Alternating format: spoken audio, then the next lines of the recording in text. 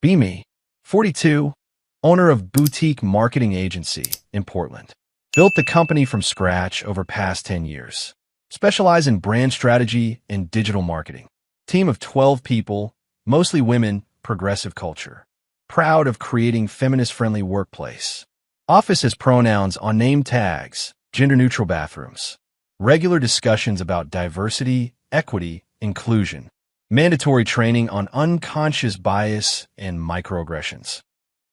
Everything I believe in reflected in my company culture. Business has been good, steady growth over the years, but recently noticed a disturbing pattern emerging. Past 6 months, losing clients at unusual rate, specifically losing them after initial in-person meetings.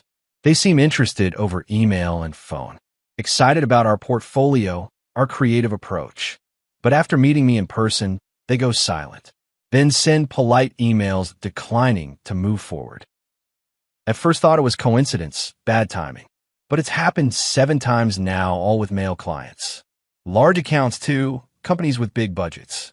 This morning, got another cancellation email from a tech startup CEO, seemed very interested initially. After careful consideration, we've decided to go another direction. Thank you for your time. Best of luck with your agency. Standard rejection language. No real explanation. Pull up my CRM. Look at the pattern more carefully. 7 cancellations in 6 months, all after in-person meetings.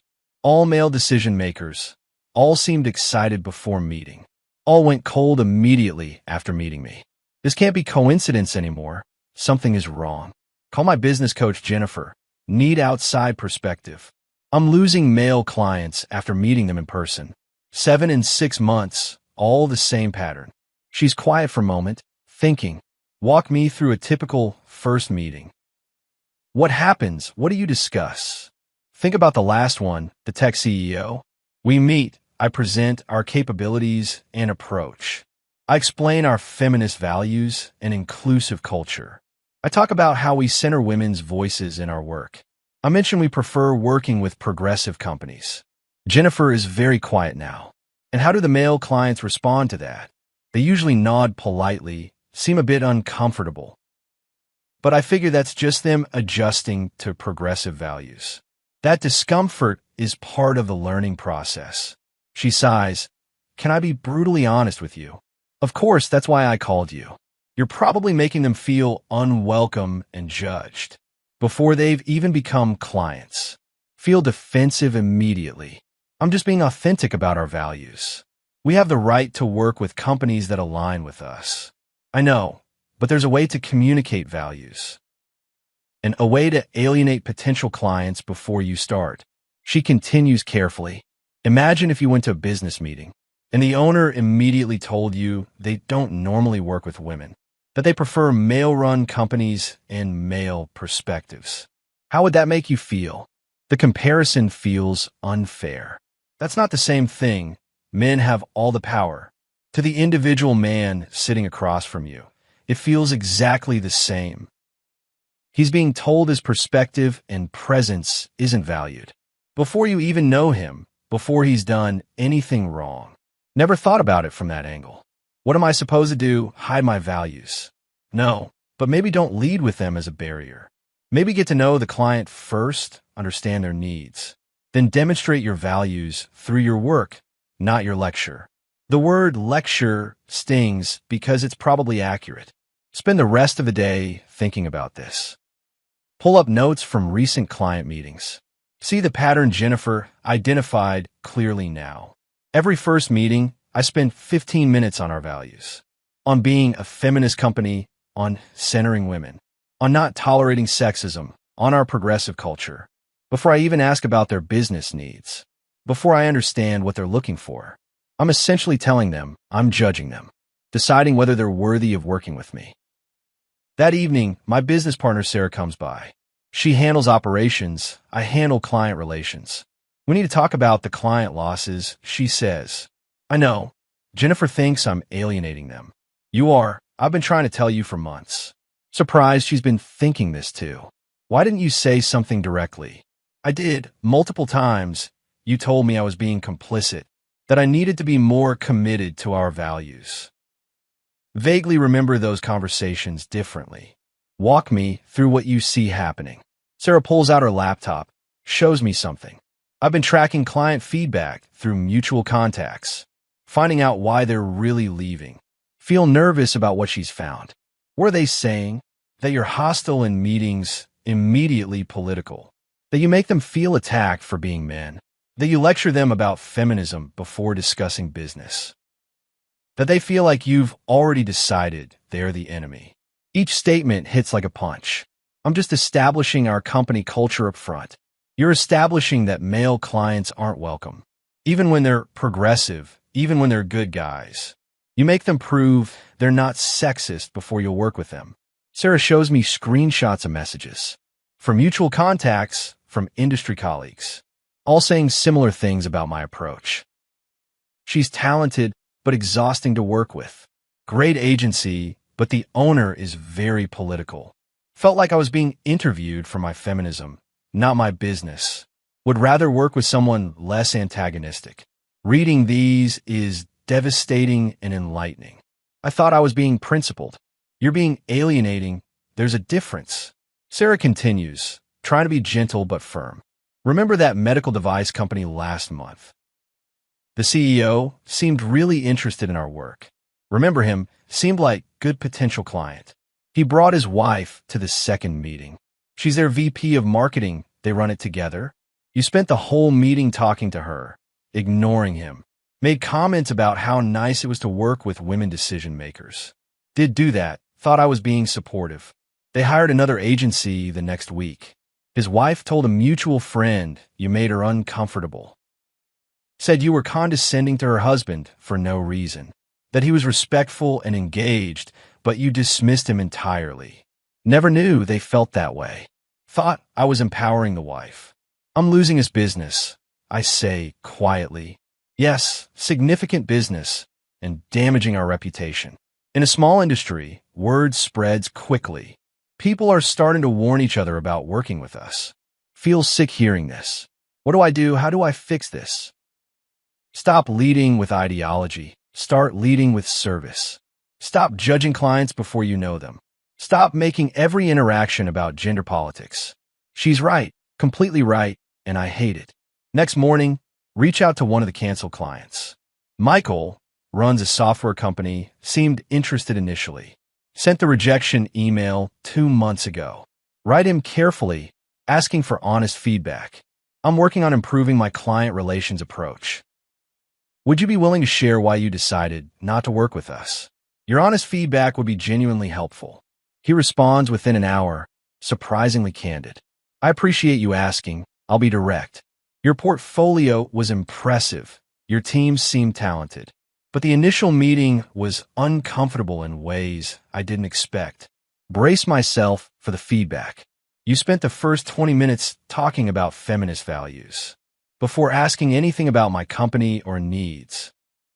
Made me feel like I was being vetted for political alignment, rather than being evaluated as a potential client. He continues in the email. When I try to discuss my business goals, you interrupted to ask about our diversity numbers.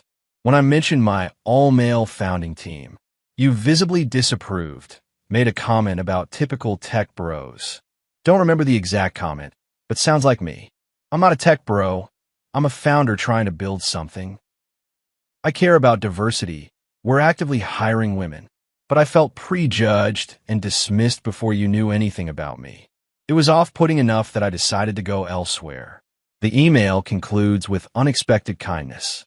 I get that you want to work with companies that share your values, but there's a way to assess that without making people feel attacked, without leading with suspicion instead of partnership. Just my 2 cents, hope it helps. Sit with this feedback for a long time. He's right, I did judge him immediately. Saw all-male founding team and made assumptions. Didn't give him chance to prove otherwise. Didn't ask about their plans or their values. Just decided he was problematic and treated him accordingly. Call Sarah, tell her about Michael's feedback. That matches what I've been hearing from others. You're so focused on filtering for perfect clients that you're rejecting good clients who would value our work. She's been patient with me, more patient than I deserved. I want to try something different, I tell her. I have 2 new client meetings scheduled this week, both with male CEOs, both potential good accounts. I'm going to just focus on their needs, not my politics. Sarah sounds cautiously optimistic. That's a good start. Just remember, you can demonstrate values through work quality and team dynamics. Don't have to lecture people about them up front. First meeting is Wednesday, tech company needing rebrand. CEO is David, 45, built his company over 15 years.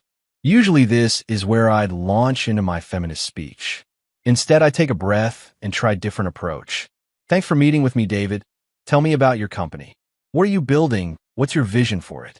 He lights up, clearly passionate about his work. Talks for 10 minutes about his product and mission. I listen, really listen, ask follow-up questions. Don't interrupt to ask about diversity statistics. Don't challenge him on political issues. Just engage with his business as a business. What made you reach out to us, I ask. I saw the campaign you did for TechCorp. The messaging was sharp, the execution was flawless. That's what I want for my rebrand. We talk about his needs, his timeline, his budget. He asks about our process and approach. I explain our methodology without political framing. Just good marketing strategy, creative thinking, collaborative process. Hour into the meeting, he asks about our team. I see from your website you have a diverse team. How does that influence your creative process? This is usually where I go into feminist lecture. Instead, I just answer the actual question.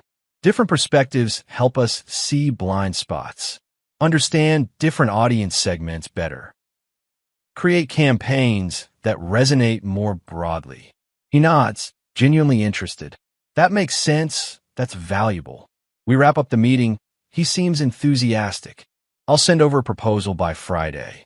Looking forward to it. This was a great conversation. Walk out of that meeting feeling different. Lighter somehow. Less combative. More collaborative. Get back to office. Sarah asks how it went. Really well, actually. I think he'll sign.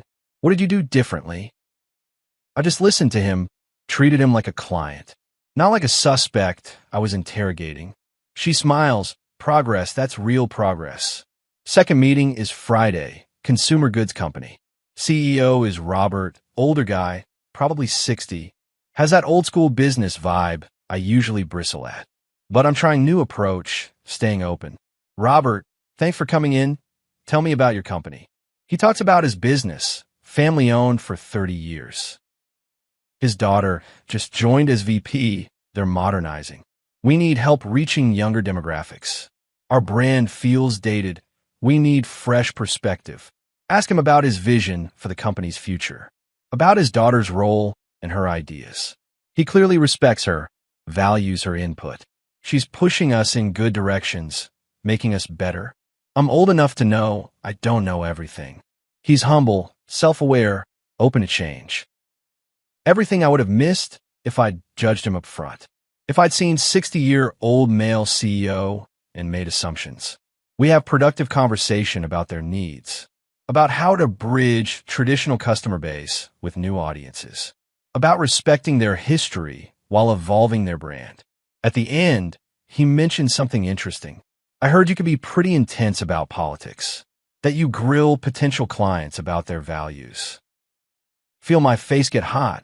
He heard about my reputation. That's true. I have been too political in business settings. I'm working on letting my work speak for itself. He nods appreciatively. I respect having values, I do too. But I appreciate you focusing on business today. Let the work demonstrate the values. That's better anyway. His wisdom catches me off guard. My daughter told me that too. She's usually right. We all need people to call us on our stuff. Leave that meeting knowing I got lucky. He gave me a chance despite hearing about my reputation. Could have easily decided not to waste his time. Both clients sign within a week. 2 successful meetings without the political lecture, without the immediate judgment and testing. Just good business conversations with potential clients who turn out to be reasonable people, who would have been alienated by my old approach. Month later, meeting with a potential client named James. You're in the nonprofit focused on education equity. This is the kind of client I usually love. Progressive mission, social justice focus, but trying to approach it same as the others. Just focus on the work, not the politics. We're discussing their needs when he asks directly. I know your agency has strong feminist values. How does that influence your approach to our work? This is the question I used to jump on. Used to launch into long explanation of our politics. Instead, I think carefully before responding. Our values inform how we treat our team and clients. We aim to create inclusive campaigns that resonate broadly. But ultimately, we focus on effective strategy and creative execution. Our job is to serve your mission, not impose our politics. He seems relieved by this answer. That's good to hear. I was worried based on what I'd heard. What did you hear? I asked, curious. That you're very political in business meetings. That you sometimes prioritize ideology over client needs. There's my reputation again, following me. That's fair criticism. I've been working on that. Business is about serving clients effectively, not using them as platform for my personal politics. James nods. I appreciate the self-awareness. We need an agency that understands our values, but focuses on our goals, not their own agenda. We end up signing them. Good relationship from the start. Because I didn't make it about me and my feminism. Made it about them and their mission. 3 months into this new approach. Haven't lost a single client after initial meeting. In fact, we've signed 6 new accounts. All through more collaborative, less political approach. My team has noticed the difference too. Sarah mentions it in our weekly meeting. The vibe in client meetings has completely changed. You're more relaxed. Clients are more comfortable. We're actually getting to do good work instead of defending ourselves. One of my junior strategists, Emma, speaks up. Can I say something about the old approach? Feel nervous, but tell her yes. It was exhausting watching you alienate clients. I'd put together great proposals and strategies. Then you'd make the meeting about politics. And we'd lose the work before they even saw our ideas. Never realized how it affected my team. I thought I was creating feminist workplace. You were, but you were also making our jobs harder, making us defend your politics instead of showcase our work. Another team member, Jess, adds her perspective. I'm a feminist too. I believe in everything you believe in. But leading with it in business meetings felt like using clients. Like they were audience for your activism, not partners in work. They're right. I was using business as activism platform, instead of keeping them separate and appropriate. 6 months into the new approach, we're having our best financial quarter in years. Client retention is up, referrals are coming in, and I'm less stressed, less combative, happier. Get an email from Michael, the software CEO from before. I heard through the grapevine you've changed your approach, that you're less political in meetings, more collaborative. We're looking for an agency for a new project. Would you be interested in discussing it? He's given me a second chance despite past experience. Meet with him the following week. This time I'm focused entirely on his needs, on understanding his business and how we can help. No political litmus test, no feminist lecture, just good strategic conversation. This is completely different from last time, he says. You're engaged with my business, not judging it. I can actually see us working together now. We end up signing the contract, 6-figure account, that I would have lost permanently with my old approach. During the kickoff meeting, Michael mentioned something. I want to tell you why I gave you another shot. I appreciated you asking for feedback before. Most people get defensive when called out. You actually listened and changed. That's rare. His words mean more than the contract. Confirmation that growth is possible. Change is real. Year into this transformation, reflecting on everything. I've doubled my client roster, all through different approach. Still have strong values, still run feminist company, but express it through how I treat people, not through how I lecture and judge them. My team is thriving, producing their best work. Clients are happy, staying longer, referring others. And I'm building real relationships instead of barriers. Sarah and I are having coffee, celebrating our year. You know what I'm most proud of, she says? That you actually changed, genuinely changed. Most people would have doubled down. Blamed the clients, blamed the industry. But you looked at yourself and grew. Feel grateful for her patience during the hard times. I was so certain I was right about everything, that my approach was principled and necessary, that anyone who didn't immediately align was the problem. She nods, understanding. You were traumatized by sexism in business. Used your company as a fortress against it, but ended up keeping out good people along with bad. That's exactly what happened.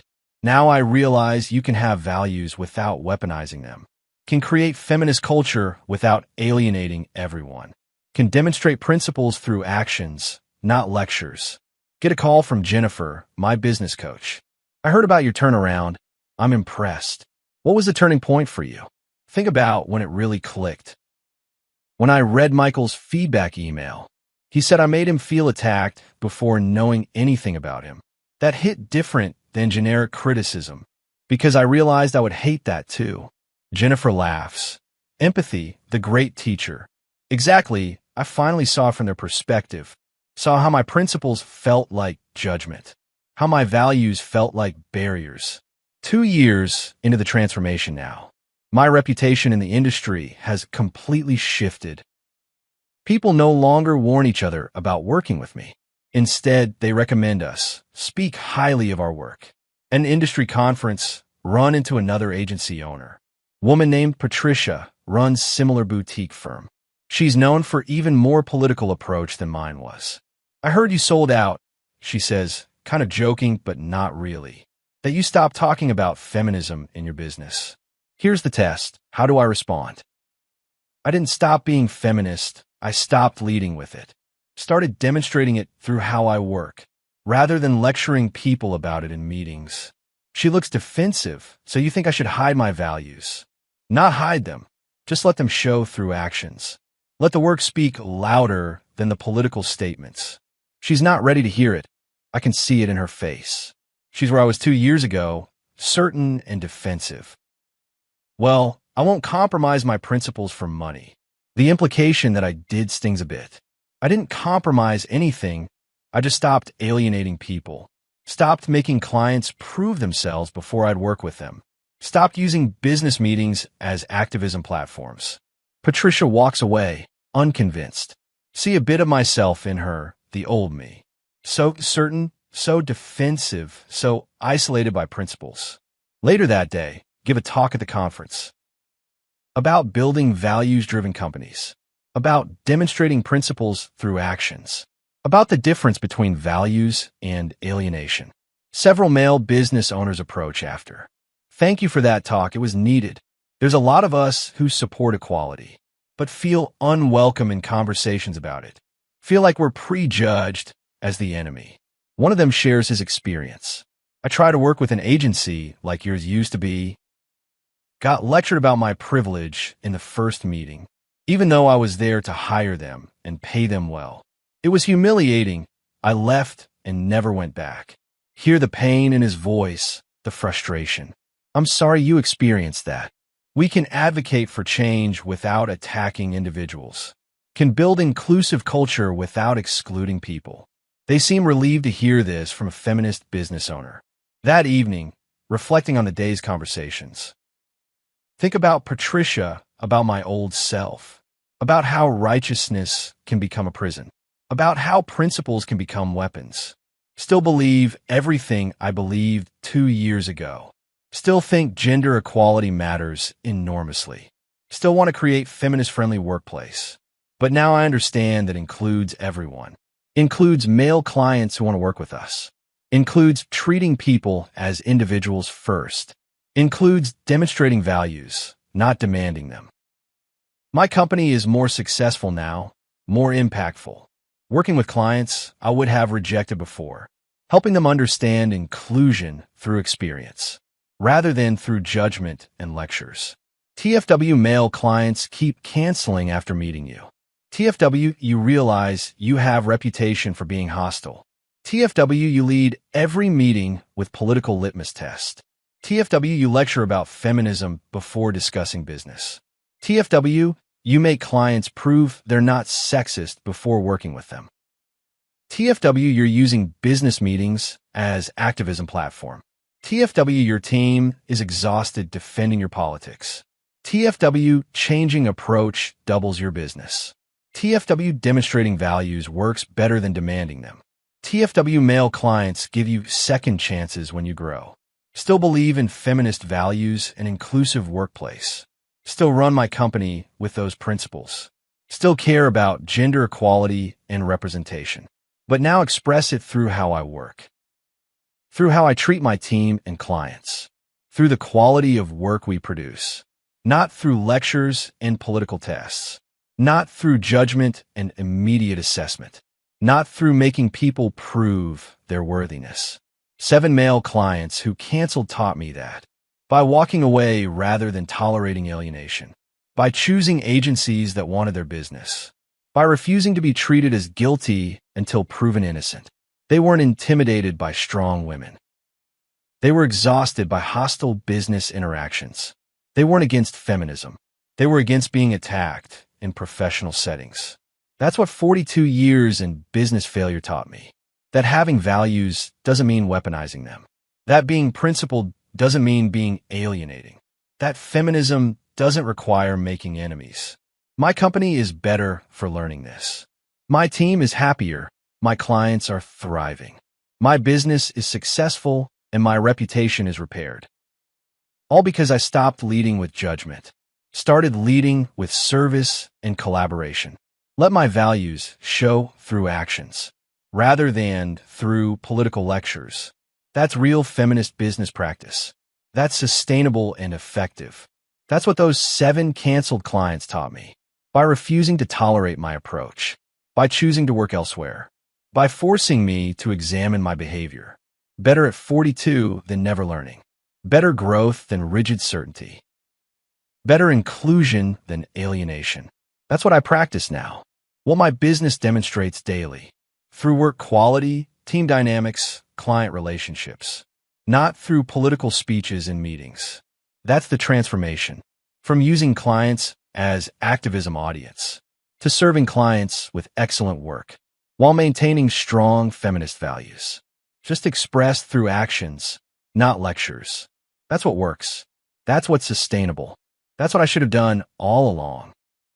But learned the hard way through losing 7 clients who taught me more than they ever knew by simply refusing to be lectured and choosing to work elsewhere where they felt valued, not prejudged and found wanting before they'd even become clients.